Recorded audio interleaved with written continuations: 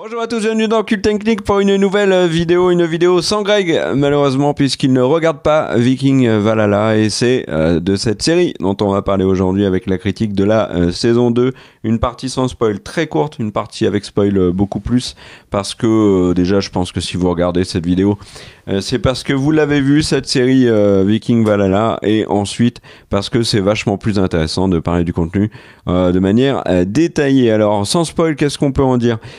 Moi j'ai beaucoup aimé la première série Viking, l'original de Michael Hirst, dont je reparlerai plus tard, de Michael Hirst, pas de Viking, avec des hauts et des bas, sur la fin c'était un peu plus compliqué, notamment l'avant-dernière saison. Mais des très grands moments, bien sûr. Très grande série, l'idée d'une suite, donc Valhalla reprise par Netflix. J'avais envie de dire pourquoi pas. J'étais quand même assez sceptique, surtout quand on nous présente un peu le pitch, où on suit trois jeunes vikings, Leif, Harald et Freydis. Et puis cette saison 1 m'avait beaucoup plu, ouais, je vais le dire, elle m'avait beaucoup plu, elle m'avait étonné, je m'attendais pas à retrouver un esprit viking aussi tranchant. Alors c'était pas le grand viking, mais c'était en tout cas, on était pris par l'histoire, on était aidé notamment par le charisme de certains personnages, et en l'occurrence bien évidemment le roi Canute. Et puis il y avait déjà des petites surprises, des trucs qu'on n'avait pas vu venir, comme par exemple le fait que Canute soit gentiment mis dans le placard parce que il a l'air de gêner en termes de charisme, mais ça j'en parlerai après. Et puis cette saison 2, j'étais content qu'elle arrive, et douche froide. La douche froide, pour être très clair, je la trouve très en dessous de la première. C'est à mon sens de très loin ce qu'on a vu de moins bon dans l'univers viking des deux séries réunies.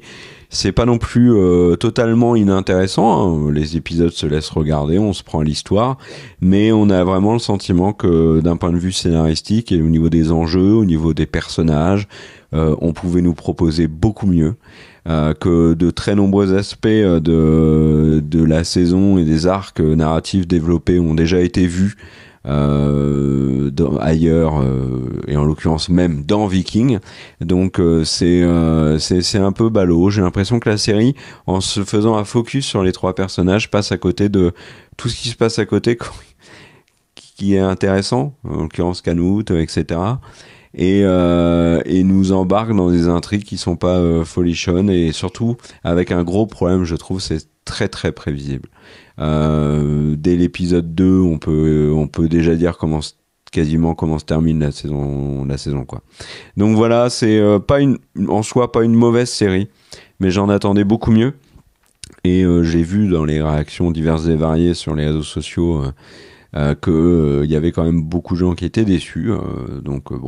La série ne fait pas l'unanimité. Mais néanmoins, j'ai du mal à ne pas avoir un petit attachement aux différents personnages, à l'univers, parce que c'est Viking, parce que tout ça. Donc voilà pour la partie sans spoil. Et en rentrant dans le spoil, il y a un vrai problème. Alors je vais faire un peu de manière décousue, mais on va commencer dans le problème des personnages, c'est-à-dire qu'ils se sont enfermés avec Leif, Harald et Freydis, et en fait ils font exactement ce que Michael Hirst, créateur de Viking, et qui n'est plus sur la série, les producteurs exécutifs, mais très très loin, et le mec qui est aujourd'hui le créateur et showrunner n'avait pas bossé sur Viking, donc il s'enferme dans quelque chose qui me plaît pas. Il développe les trois personnages, il rame vraiment à les développer, et ils font pas ce que Viking avait voulu faire, c'est-à-dire, il faut revenir un peu en arrière pour comprendre ce que je veux dire. Michael Hirst, c'est le créateur des Tudors, extraordinaire série à mon sens, série qui a révélé Henry Cavill, avec Jonathan Rhys-Meyers en Henry VIII, extraordinaire, et ça s'appelle les Tudors, et on s'attend à ce que du coup on ait une série sur les rois Tudors, donc Henri VIII, Marie la Sanglante, Édouard et Élisabeth la Pucelle. Et au final, la série se limite à Jonathan Rhys-Meyers, Henri VIII et à son règne. Ça a été, il l'a dit, une vraie frustration pour Michael Hirst, parce que déjà, le règne de Marie la Sanglante, il y avait tellement de choses intéressantes à faire dessus, et le règne d'Élisabeth Ier, aussi, hein, c'est une des reines les plus marquantes de l'histoire de l'Angleterre. Donc il y avait des regrets du côté de Michael Hirst, et quand il s'est attaqué à Viking, il a dit très vite, attention, ne vous attachez pas trop au personnage, parce que moi, ce que je vais faire, c'est vraiment développer, en partant de Ragnar, de Floki et de Lagertha, je vais développer une espèce de destinée de différents personnages qui, certains vont mourir, vont avoir des enfants, et on va les suivre, etc., etc. Ce qu'ils ont fait, mais pas jusqu'au bout. Et on sent que sur la fin de Viking, Michael Hirst s'était fatigué, et on s'est limité en fait au fils de Ragnar. Bon, pourquoi pas. Là, Valhalla, c'est pas du tout ça. C'est vraiment les trois. Point barre. Il développe un petit peu à côté de ça Emma de Normandie avec le mec qui l'accompagne. J'ai oublié son conseiller, dont j'ai oublié le nom. Je suis désolé. Godwin, mais c'est tout. Enfin, et dans la saison 1, comme il développe vraiment le personnage, et qu'à côté de ça, Bradley Freegard qui joue le roi Canute crève l'écran en mode j'ai un charisme tellement grand que les trois petits héros de la série on les voit pas, et Olaf on le voit pas non plus, et je gêne, et c'est vraiment le sentiment que j'ai eu dans la saison 1, c'est qu'au bout d'un moment Canute ils se sont dit mec, t'es trop bon, faut que tu t'en ailles. Donc il part en aventure, il va faire la guerre. Nous, on a tous envie de partir avec le roi Canute dans son drakkar et de lâcher les trois gamins qui sont au demeurant sympathiques, mais qui, à côté de Canute, sont des Pokémon de bas niveau.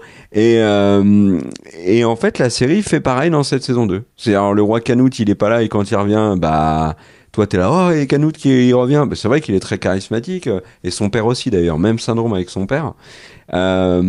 Mais non, il faut surtout pas développer ces personnages-là. Il faut surtout pas trop leur donner de minutes à l'écran, parce que il faut développer les trois héros. Alors, allons-y, le développement de ces trois héros.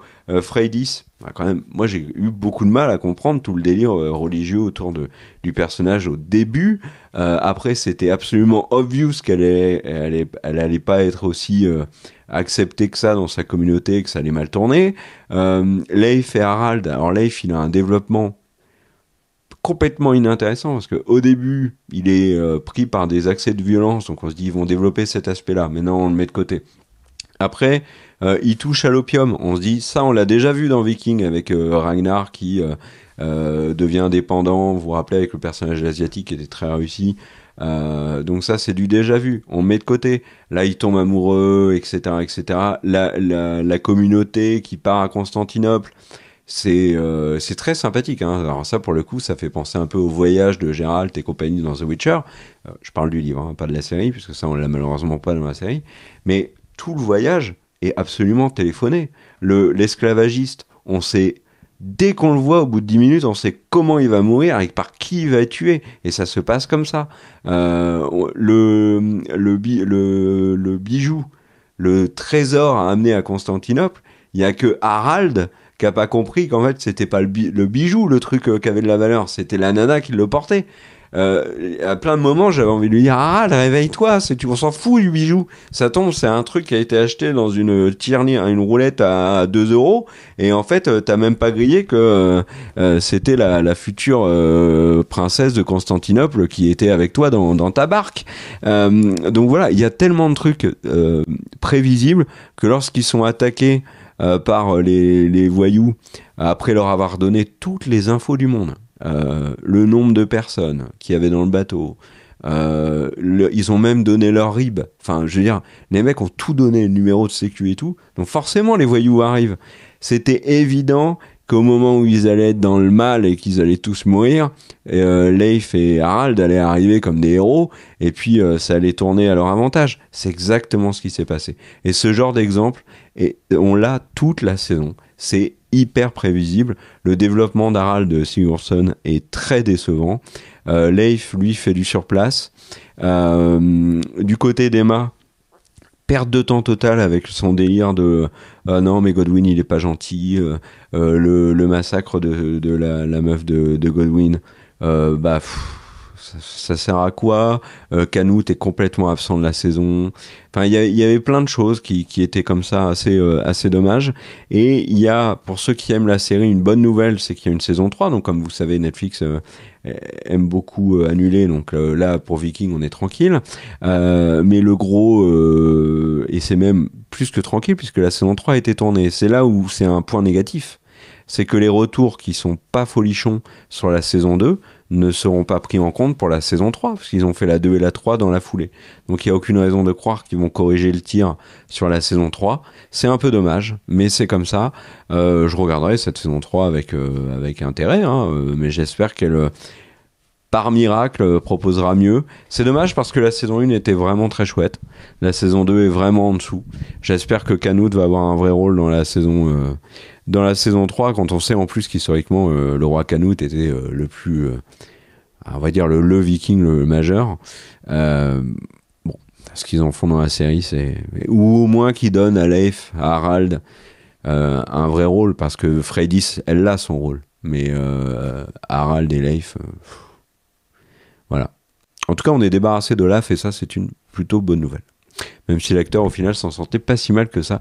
Le personnage était assez relou. Et surtout, il faisait penser à l'autre roi norvégien de Viking, qui avait, donc Harald aussi, si je dis pas de bêtises, avec son frère, qui avait quand même diablement plus de charisme que ça. Voilà les amis pour Viking Valhalla. Si vous n'êtes pas d'accord avec moi, n'hésitez pas à le dire dans les commentaires. Si vous partagez cet avis, bah aussi on en discute. Merci aux tipeurs, c'est grâce à vous qu'on peut faire toutes ces vidéos. Vous pouvez rejoindre l'aventure Tipeee, il y a le lien dans la description de la vidéo. Il y a plein d'autres vidéos sur la chaîne. Merci à Daniel à la réal, merci à Greg qui attend sur le côté pendant que je fais cette vidéo parce qu'il n'a pas vu Viking Valhalla. Et on se dit à très bientôt sur la chaîne. Passez une bonne fin de journée. Ciao!